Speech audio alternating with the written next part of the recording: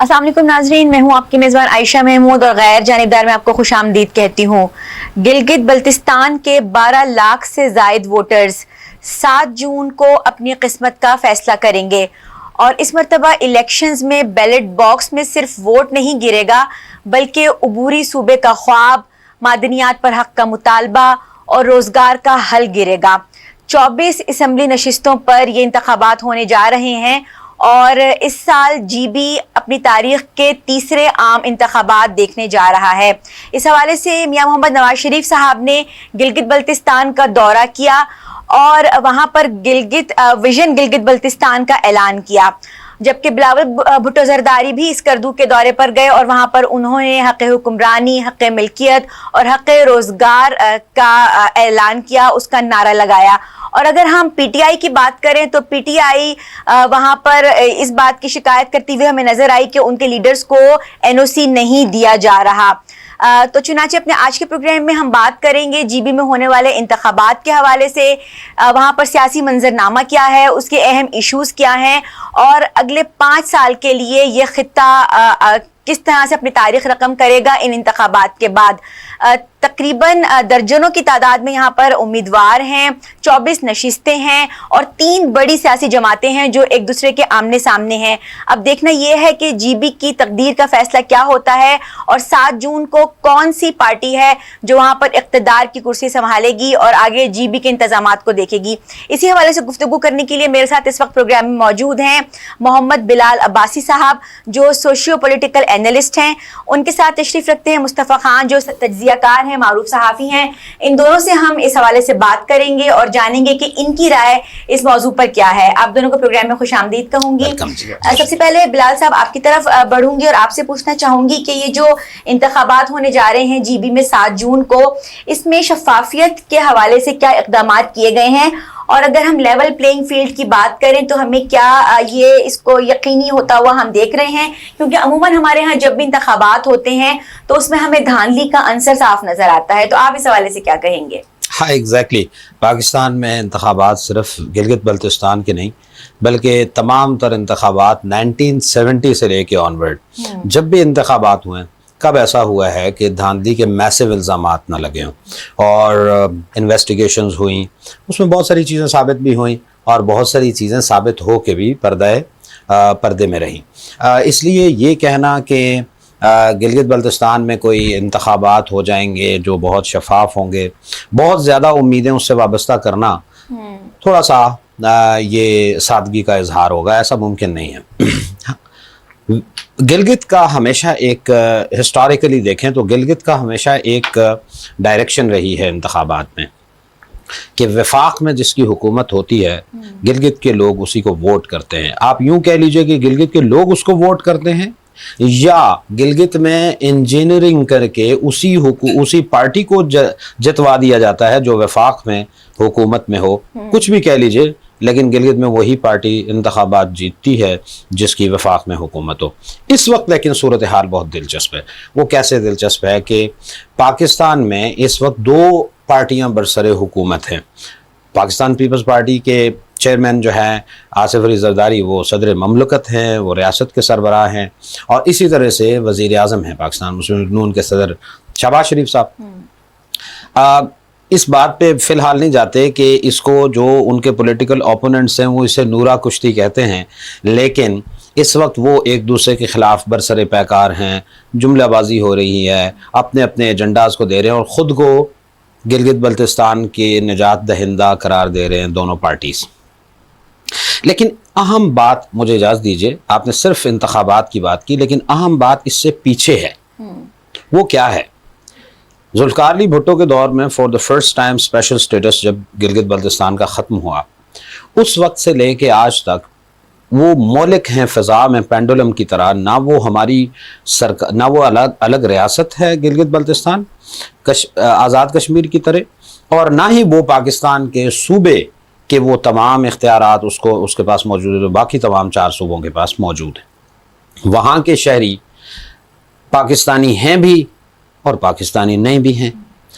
उन्हें वो तमाम शहरी इख्तियारात हासिल नहीं हैं जो रेस्ट ऑफ द प्रोविंसेस के शहरियों को हासिल है।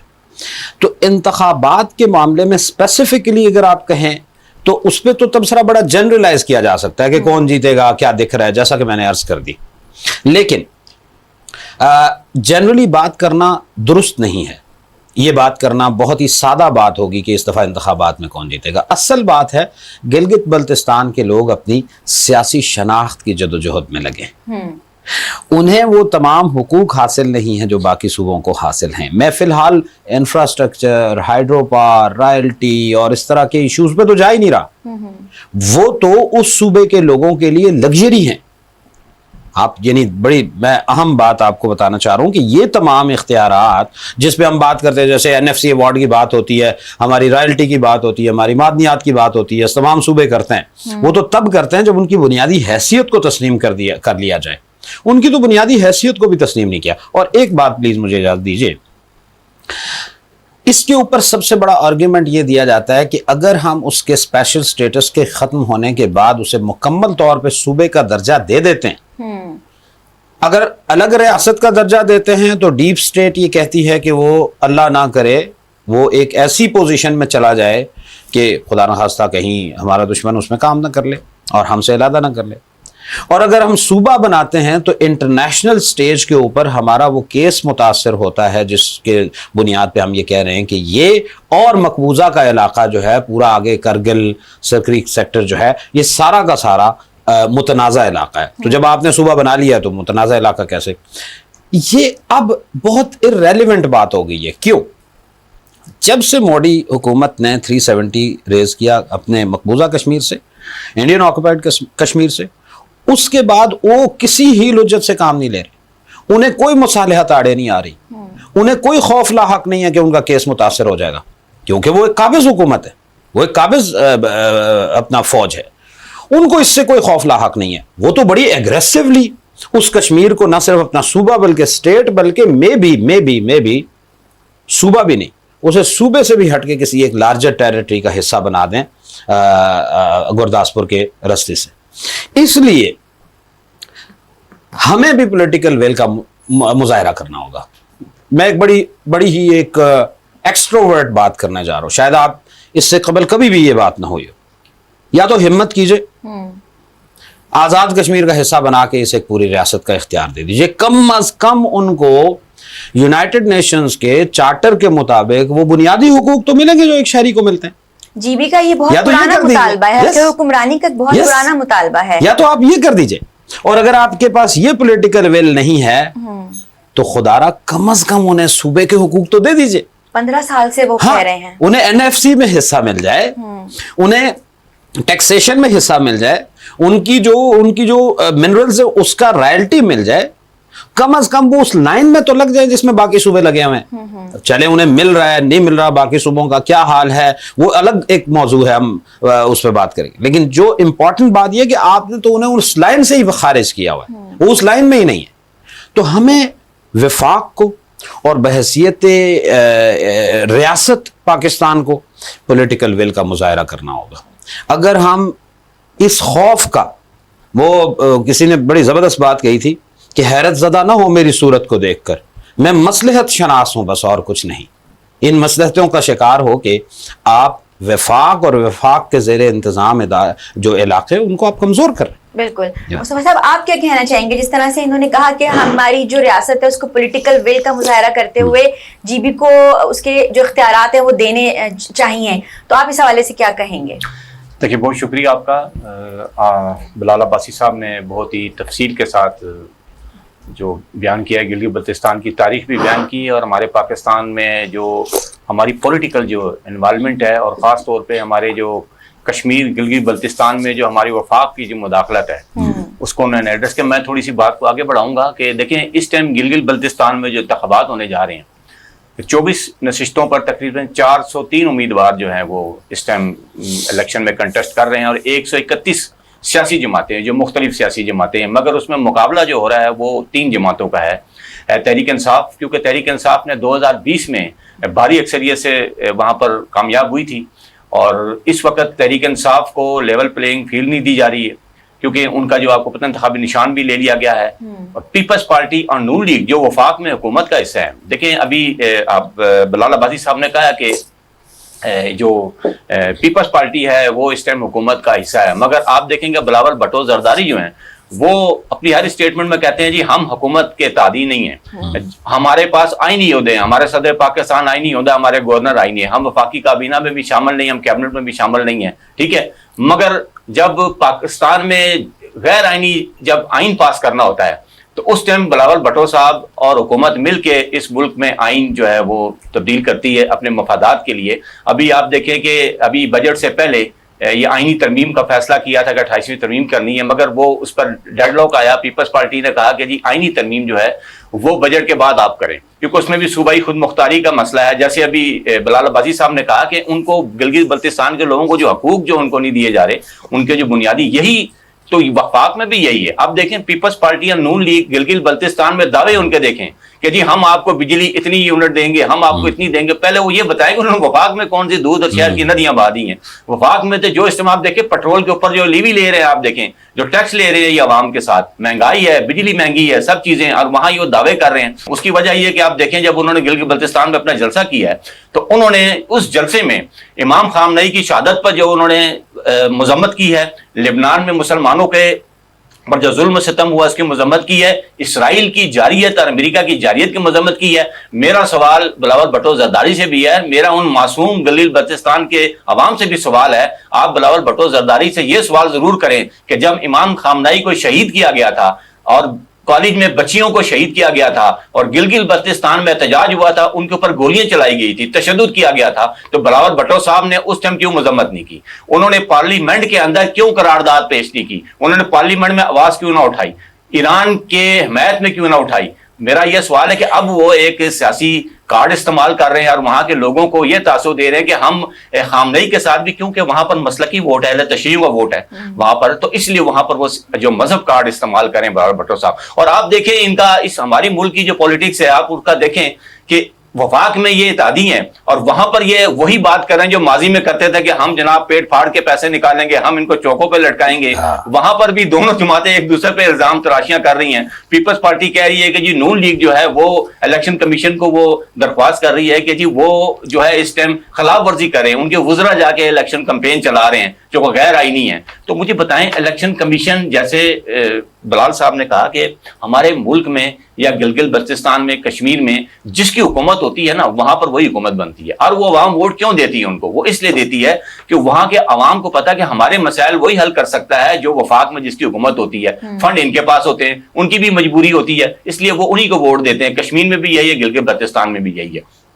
اب آپ دیکھیں کہ یہ جو پی ٹی آئی کے ساتھ جو کچھ ہو رہا ہے, آپ دیکھیں ان کے انتخابی نشان انہوں نے چھین لیا, ان کو وہ لیول پلینگ فیلڈ نہیں دے رہے, وہ انتخابی مہم نہیں چلا سکتے. جنید اکبر کو انہوں نے گرفتار کیا, ان کی بھی یہی شکایت ہے الیکشن کمیشن سے کہ جی یہاں پر جو ہے حکومتی جو ہے وفاقی وہ آ کے الیکشن کمپین چلا رہے ہیں, مگر الیکشن کمیشن بالکل اس پہ ایکشن نہیں لے رہی. کیوں کہ ہماری الیکشن کمیشن جب تک غیر جانبدار نہیں ہوگی نا, آپ یہاں پر بھی الیکشن کروا رہے ہیں, 100 الیکشن کرا رہے ہیں, گلگت بلتستان میں کرا لیں, پامیاب کشمیر میں کرا لیں, فری اینڈ فیئر الیکشن نہیں ہو سکتے. اور یہ میں آپ کو بتاؤں کہ پلانٹڈ الیکشن ہو رہا ہے, پلانٹڈ الیکشن ہے. کیوں کہ جو بلاول بھٹو زرداری ہیں, آصف علی زرداری ہیں, ان کی اسٹیبلشمنٹ کے ساتھ بھی, حکومت کے ساتھ بھی یہ ڈیل ہوئی ہے کہ اگر وہ 88ویں ترمیم میں ان کی حمایت کرتے ہیں تو ان کی یہ ڈیمانڈ ہے کہ جی کشمیر اور گلگت بلتستان کی حکومت پیپلز پارٹی کو دی جائے.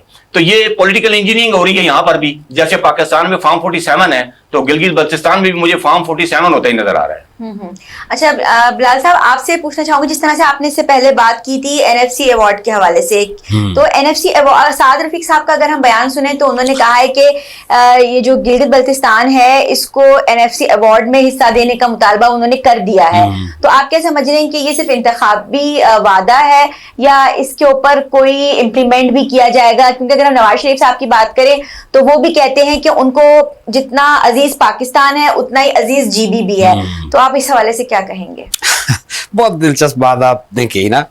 خواجہ سعد رفیق اور اس طرح کے لوگ جو مختلف جماعتوں نے رکھے ہوتے ہیں, I'm sorry مجھے یہ لفظ استعمال نہیں کرنا چاہیے لیکن چلیں, مختلف جماعتوں کا حصہ ہوتے ہیں, آپ مثال لے لیجئے تاریخ میں جہانگیر بدر ہوتے تھے پیپلز پارٹی میں، قمر زمان قاہرہ ہیں، اسی طرح رضا ربانی صاحب ہیں پیپلز پارٹی میں، خواجہ سعد رفیق مسلم لیگ میں، اس طرح کے اور نام بھی موجود رہے. یہ بہت معذرت کے ساتھ یہ ہمارے بھائی بھی ہیں، کچھ سے اچھے تعلقات بھی ہیں، کچھ لیڈر ہیں، نیشنل لیڈرز ہیں، لیکن مجھے کہنے دیجئے کہ جس طرح عموماً گھروں پہ یا گاڑیوں پہ ایک نئی گاڑی لے کے کچھ خاص ذہنیت کے لوگ اس کے اوپر ایک نظر وٹو کے طور پہ کوئی چیز لگا دیتے ہیں نا کہ اس کو نظر نہ لگے، یہ ہمارے دوستوں کا اس طرح کا کردار ہے.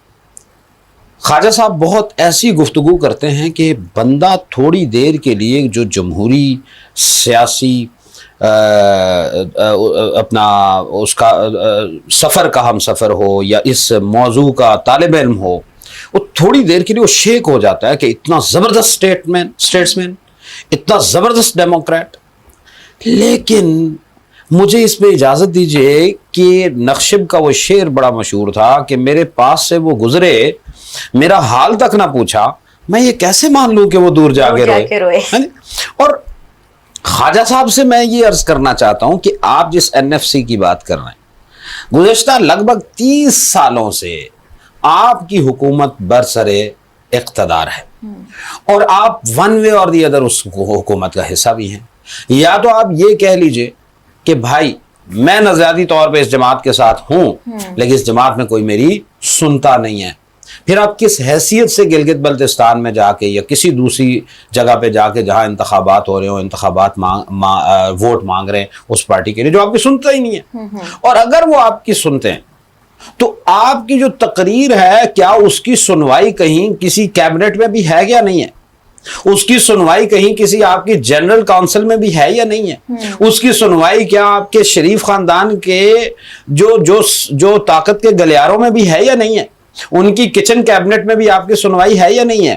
اگر ہے تو آپ تو ایسے کئی ڈیموکریٹک بیانات دے چکے جو عمران خان کے حق میں تھے. بالکل آپ کئی ایسے بیانات دے چکے جس میں NFC کو حصہ دینے کی بات آپ کر رہے ہیں گلگت بلتستان کے اندر. تو خدا را یہ دھوکے بازی چھوڑ دیجئے. I'm sorry to say this but this is truth. آپ یہ دھوکے بازی چھوڑ دیجئے اور ضرورت نہیں ہے لوگوں کی آنکھوں میں دھول جھونکنے کی. اگر پولیٹیکل انجینئرنگ آپ نے کرنی ہے تو پھر تو آپ کچھ بھی کر لیجئے، لیکن حقیقت میں آپ کو یہ خبر دینا چاہتا ہوں، ایک نوشتہ دیوار سنانا چاہتا ہوں، آپ کو نظر نہیں آ رہا کہ اب جو جنریشن جس نے ووٹ دینا ہے نا گلگت بلتستان میں بلکہ انٹائر پاکستان میں، وہ اس طرح کی باتوں سے قطعاً متاثر ہونے کے لیے نہیں ہے. وہ آپ کی بھاشن کو نہیں بلکہ آپ کے عملوں کو دیکھے گی، اور کیونکہ ان کا یہ ذہن بن چکا ہے کہ آپ اور آپ کے حامی وہ بھاشن تو دیتے ہیں لیکن عمل نہیں کرتے. اچھا مجھے اجازت دیجئے یہاں پہ ایک اور بات کرنے کے لیے، کیونکہ NFC ایک پرٹیکولرلی پورا ایک موضوع ہے، اگر آپ اجازت دیں گے تو ہم اس پہ بات کریں گے. وہ بہت ٹیکنیکل ٹاپک ہے and I would love to talk about it, لیکن میں اس وقت جو ان کے انٹینٹ پہ بات کروں، ان کی نیت پہ بات کروں، اس ساری گفتگو سے اگر یہ تاثر مل رہا ہے کہ میں یعنی کہ مسلم لیگ نون یا پیپلز پارٹی یا جو حکومت اس وقت موجود ہے میں یہ سمجھتا ہوں کہ وہ درست نہیں ہے، تو یہ آپ غلط سمجھ رہے ہیں. ایسا بالکل نہیں ہے. کیوں؟ اس وقت حکومت بہت اچھا کام کر رہی ہوگی اور بہت سارے انڈیکیٹرز ڈیولپ ہو رہے ہوں گے، گڈ ٹو گو. بٹ جو سوال میں کھڑا کر رہا ہوں وہ یہ ہے کہ آپ یہ جو نورا کشتی والا ماحول ہے، یہ جو فیک پالیٹکس والا ماحول ہے، یہ جو فیک بیانات والا ماحول ہے، اس ماحول کو ختم کیجئے.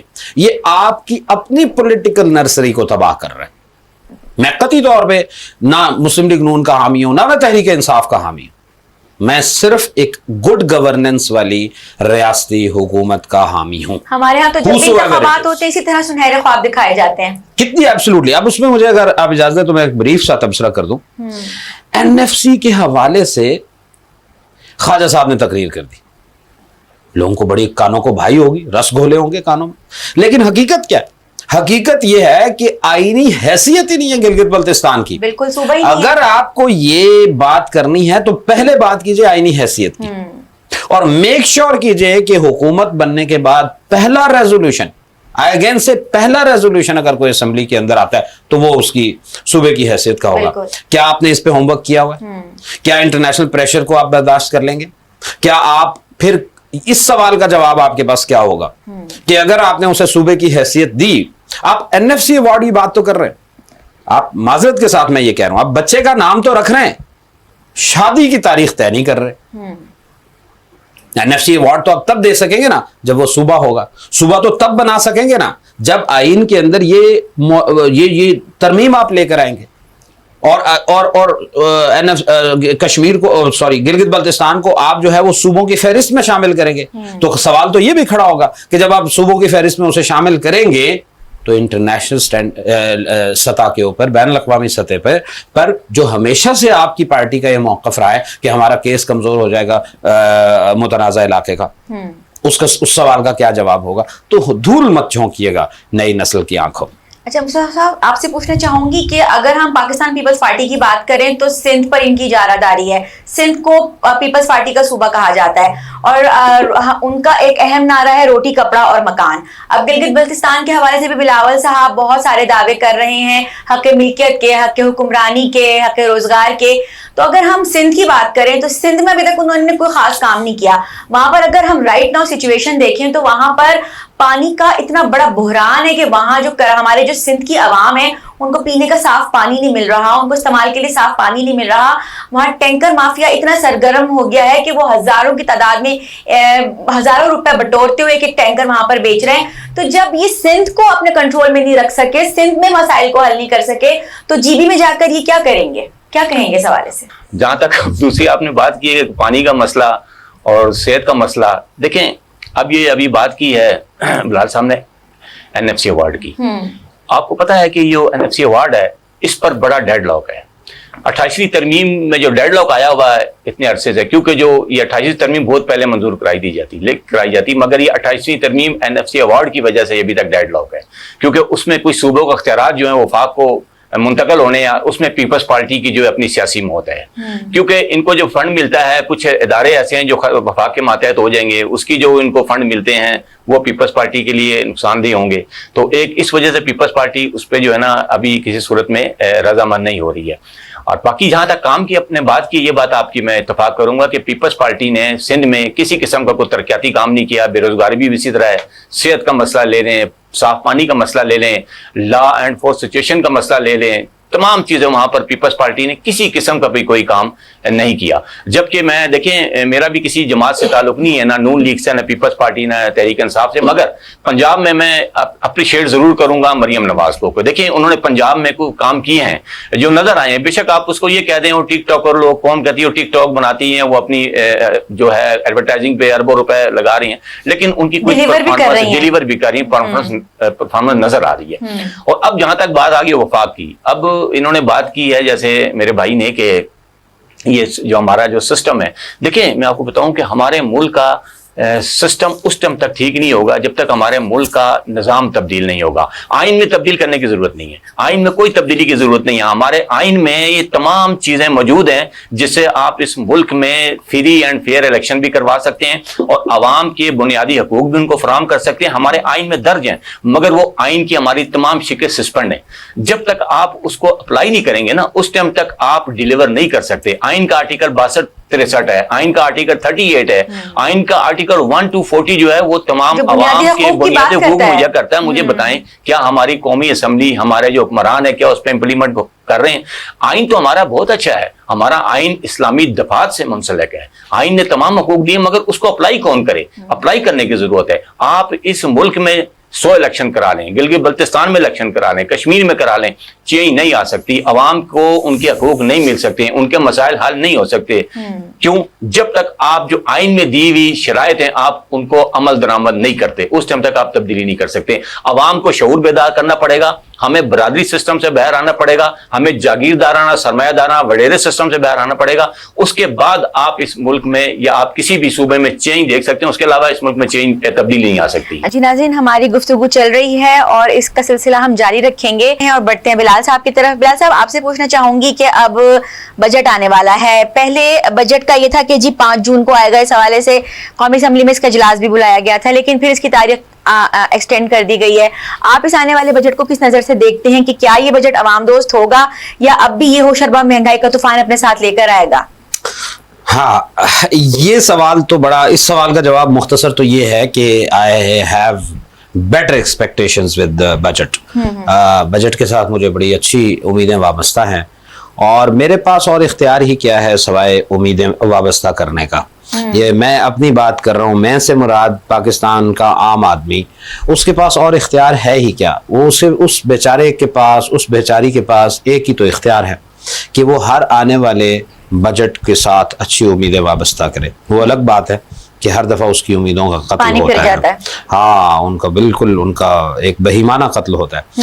میں بجٹ کے اوپر، میں اس بجٹ پہ تو یہ میں نے ایک مختصر تبصرہ کر دیا، لیکن مجھے اجازت دیجیے، اگین یہی بات ہے کہ جب کوئی پولیٹیکل یا اس طرح کی ڈیولپمنٹ کی بات ہوتی ہے تو میں لوگوں کو کھینچ کے پیچھے لاتا ہوں کہ بھائی فنڈامنٹلز پہ آئیے، فاؤنڈیشنز پہ آئیے. پرابلم وہاں کھڑی ہے، آپ انہیں پرابلم کو چھت میں ڈھونڈ رہے ہیں، پرابلم فرش میں ہے. دراصل میں آپ کو بتاؤں، گراس روٹ لیول سے کام کرنے کی ضرورت ہے. ایگزیکٹلی. اب پرابلم کیا ہے میں آپ کو بتاتا ہوں. بجٹ جو ہے، ایک کانسٹیٹیوشن میں بجٹ کا ایک پروسیس ہے، اور وہ پروسیس کیا ہے کہ میں اس کو سمپلیفائڈ طریقے سے اگر بتاؤں تو بجٹ کا پروسیس یہ ہے کہ جب انیشیل بجٹ ایلوکیشنز ہوتی ہیں، جی ڈی پی میں آپ ہیلتھ کو یہ دے رہے ہیں، ڈیفنس کو یہ دے رہے ہیں، ایجوکیشن کو یہ دے رہے ہیں، انفراسٹرکچر کو یہ دے رہے ہیں، انفارمیشن ٹیکنالوجی کو یہ دے رہے ہیں، پرائمری ہیلتھ کو یہ دے رہے ہیں، سیکنڈری ہیلتھ کو یہ دے رہے ہیں، صوبوں کو یہ دے رہے ہیں، مختلف مدات میں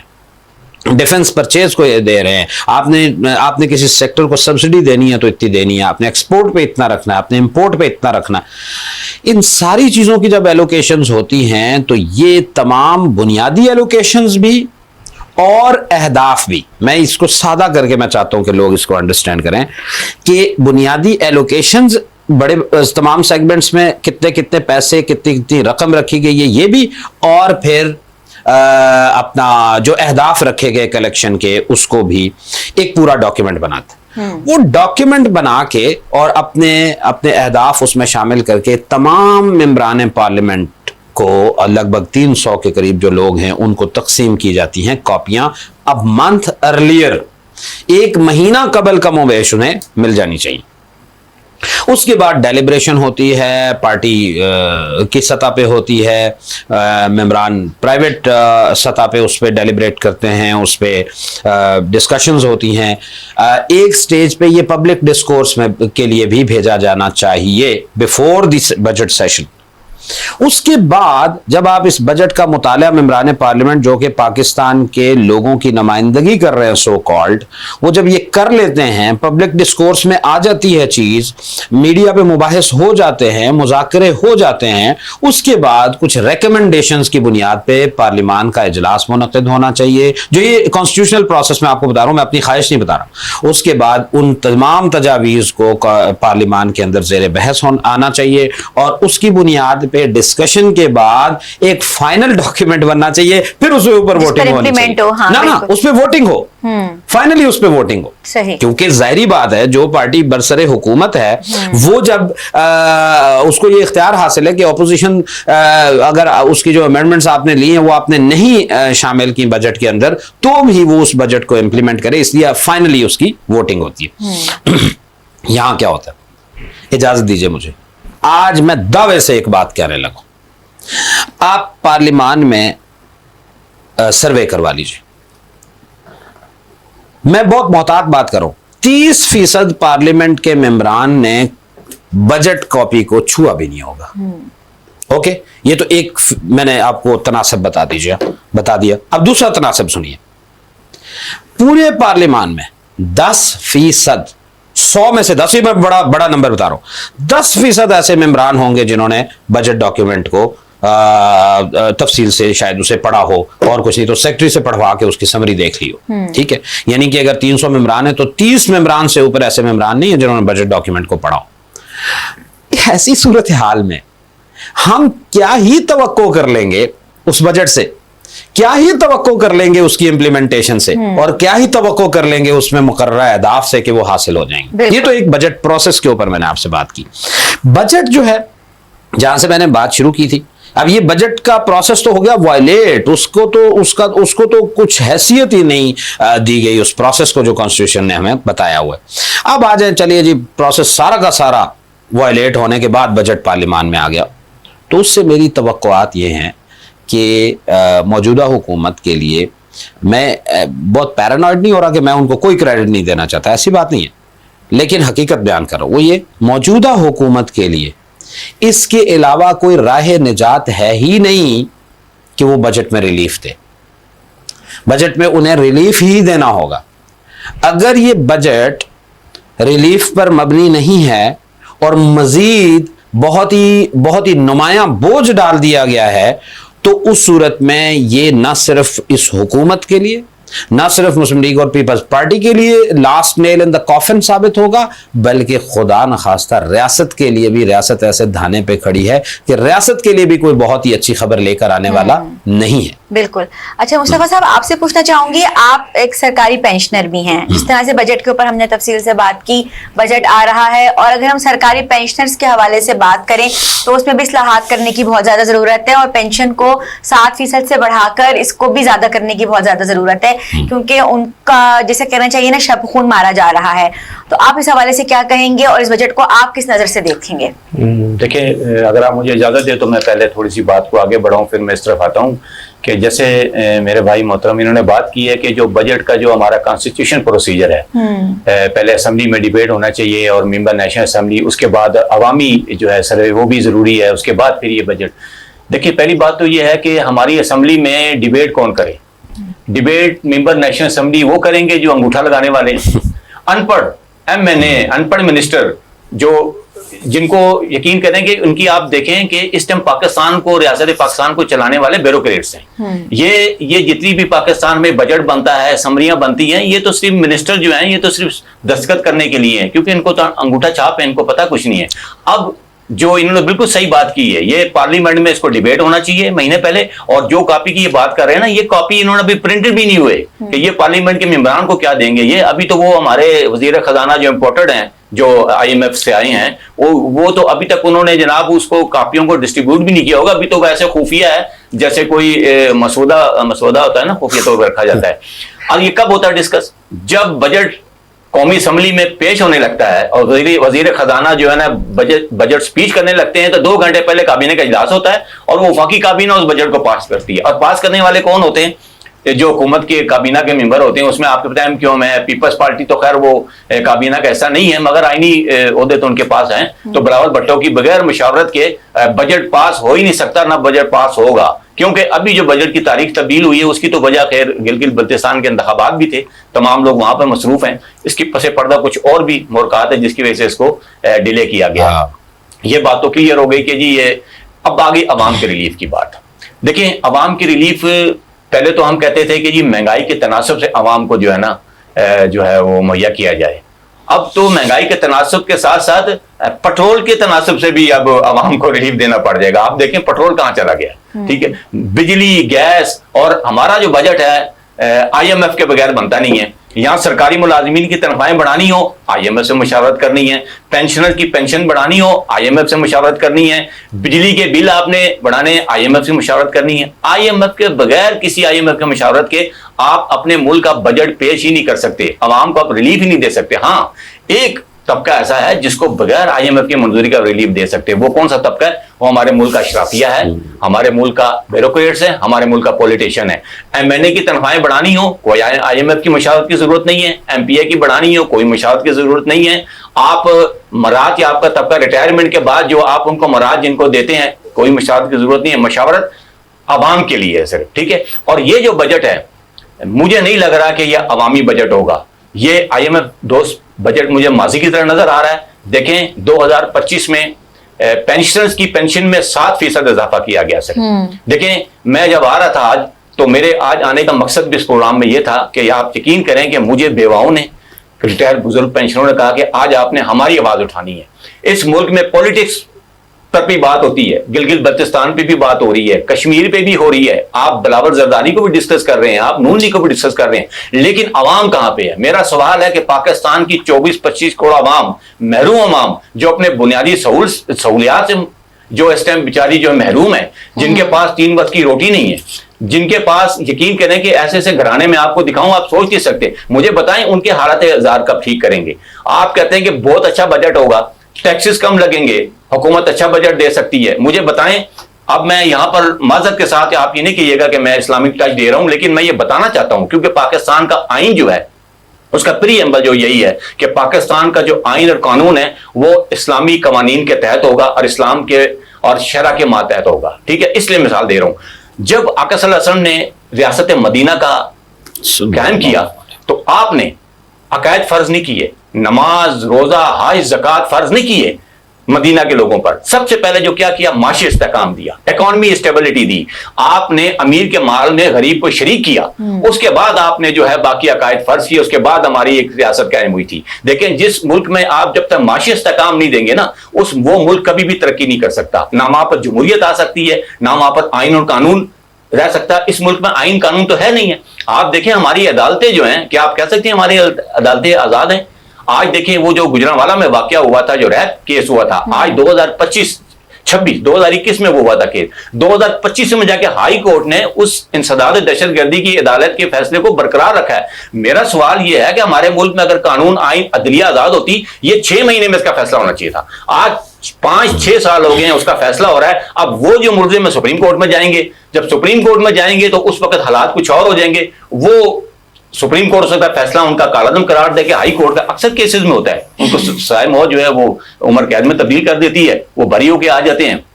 اور اس طرح جرائم پیشہ لوگ جو دوبارہ سے, اس کے پیچھے مافیا ہوتا ہے. اب میں سوری معذرت کے ساتھ میں اصل پوائنٹ پہ آتا ہوں کہ جو پینشنر ہیں, دیکھیں اس ٹائم جو پینشنر ہیں ان بیچاروں کو 7% دی گئی. سرکاری ملازمین کے میں خلاف نہیں ہوں, سرکاری ملازمین جو ہیں وہ بھی ہمارے بھائی ہیں, لیکن ان کو سب سے زیادہ بینیفٹ دیا گیا حکومت کے دور میں, ماضی میں بھی ان کو دیا گیا, ان کے اسکیئر ریوائز کیے گئے, ان کو جو ہے ان کے جو سیکریٹریٹ الاؤنس بھی ان کو دیا گیا, ان کو اور بھی بہت سارے بینیفٹ دیے گئے. مگر پینشنر جو ہے وہ بیچارہ محروم طبقہ رہا ہے. نہ اس کے میڈیکل میں اضافہ ہوتا ہے, نہ اس کی پینشن میں مہنگائی کے تناسب سے اضافہ ہوتا ہے, نہ اس کے بیوی بچوں کے لیے کوئی سہولیات ہیں. یقین کریں کہ اب جو ان پینشن اصلاحات کی ہیں 2025 میں, اس میں گریجویٹی جو ہے وہ 35% ملتی تھی, اس کو انہوں نے 25% پہ لے آئی ہیں. اور جو بیوہ ہوتی تھی اس کو تاحیات جو پینشن ملتی تھی, اب اس کو پینشن کو 10 سال کر دی ہے. مجھے بتائیں 10 سال کے بعد وہ بیوہ کیا کرے گی؟ وہ بھیک مانگے گی یا کیا کرے گی؟ یہ میں پوچھتا ہوں حکومت سے. آپ جو پینشنر کو جو آپ دے رہے ہیں پینشن, آپ بھیک اور خیرات نہیں دے رہے. یہ دیکھیں, ہم نے کوئی IMF سے قرضہ لے کے نہیں کھایا ہوا. IMF کا قرضہ آپ لوگوں نے اور آپ کے خاندانوں نے کھایا ہے. آپ اس سے پڑھ رہے ہیں, سرے محل آپ کے IMF کے قرضے سے ہیں, آپ لندن فلیٹ جو ہیں وہ IMF کے قرضوں سے ہیں. اس ملک میں جو آپ کر رہے ہیں جو کچھ بھی, یہ IMF کے قرضے آپ نے لیے, یہ عوام نے نہیں لیے. ہمارا جو پیسہ ہے یہ ہمارا حق ہے. ہماری 65% جو گریجویٹی آپ کے پاس ڈپازٹ ہے, آپ ہمیں اس میں سے دیتے ہیں. ہم آپ کے اسٹیک ہولڈر ہیں. آپ پینشنر کے پیسوں سے اس ملک کی معیشت چلا رہے ہیں, آپ ہمیں خیرات نہیں دے رہے. لہٰذا میرا مطالبہ ہے حکومت سے کہ آپ 100% اضافہ کریں پینشن میں, میڈیکل الاؤنس میں اضافہ کریں, ریٹائر ملازمین کے بچوں کو آپ ملازمت بھی دیں, اور پینشن اصلاحات آپ واپس کریں.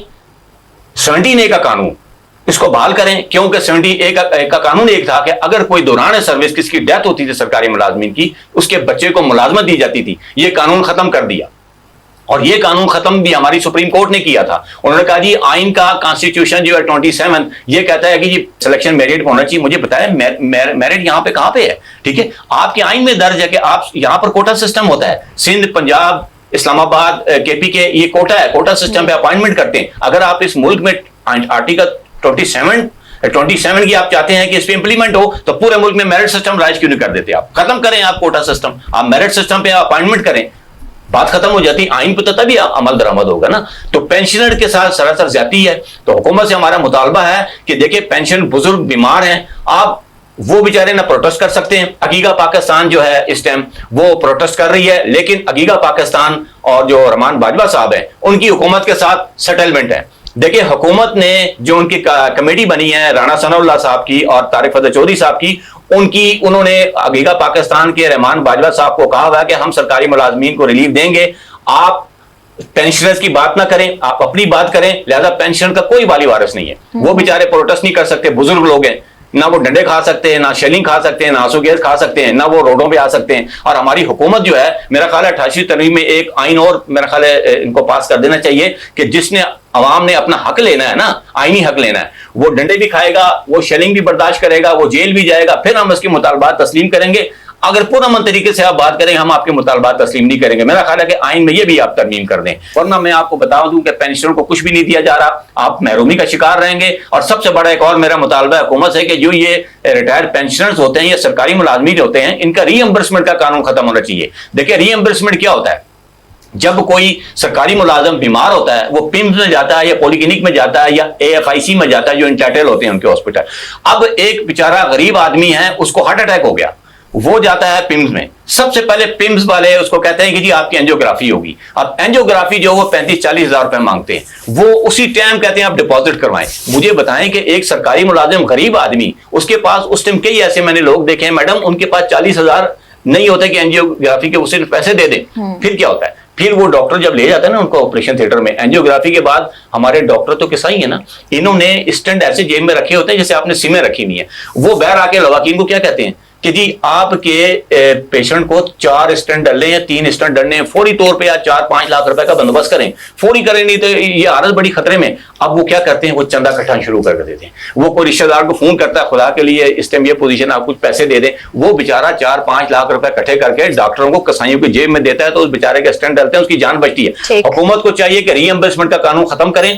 کوئی پیشنٹ بیمار ہوتا ہے ہاسپٹل جاتا ہے، جو اس کی ٹریٹمنٹ ہو جو اخراجات ہو حکومت ڈائریکٹ پیسے دے. وہ ہاسپٹل حکومت کے اگریمنٹ ہونا چاہیے کہ آپ فل فور آپ مریض کی جان بچائیں، اس کے بعد جو ہے نا حکومت جانے اور ان کے ادارہ جانے. اس قانون میں ترمیم ہونی چاہیے. بلال صاحب آپ سے پوچھنا چاہوں گی کہ کشمیر میں 9 جون کو ایک پروٹیسٹ ہونے جا رہا ہے عوامی ایکشن کمیٹی کی جانب سے، اس حوالے سے آپ کیا کہیں گے؟ جو ایک تنازع چل رہا ہے کشمیر میں، جو احتجاج اس وقت چل رہا ہے نا گزشتہ قریب 1 سال سے، اس کو بہت بغور دیکھنے کی ضرورت ہے. وہ ایک انتہائی سنجیدہ مسئلہ ہے. وہ قطعی طور پہ اس کو پولیٹیکل طریقے سے، جس طرح پولیٹیکل ول سے ہی حل ہوگا، لیکن جس طریقے سے پولیٹیکلی مینیج کرنے کی کوشش کی جا رہی ہے وہ بالکل درست نہیں ہے. اس کی وجہ کیا ہے اس کو بڑی نزاکت سے سمجھنے کی ضرورت ہے. جب بھی کسی اسٹیٹ میں انسرجنسی عوامی سطح پہ شامل ہوتی ہے، دیکھیے آرمڈ جدوجہد فرق چیز ہے. آرمڈ جدوجہد جب ہوتی ہے تو آپ اسے یہ کہہ کے کہ یہ ٹریزن ہے یا آپ پاکستان کے خلاف، ریاست کے خلاف ہتھیار اٹھانا ہے، تو آپ اسے کچل سکتے ہیں. بین الاقوامی سطح پر بھی، اخلاقی محاذ پہ بھی کہیں نہ کہیں آپ کے پاس اس کا کوئی آرگیومنٹ موجود ہوتا ہے.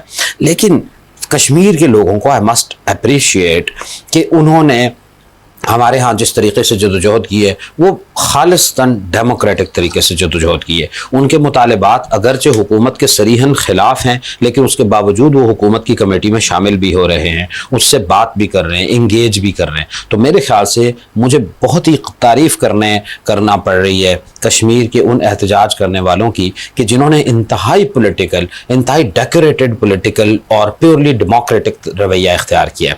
اسٹیٹ نے اگر ان کے معاملات میں سنجیدگی اختیار نہ کی تو یہ بہرحال ایک بڑی انسرجنسی خدا نخواستہ اس طرف بڑھ سکتا ہے.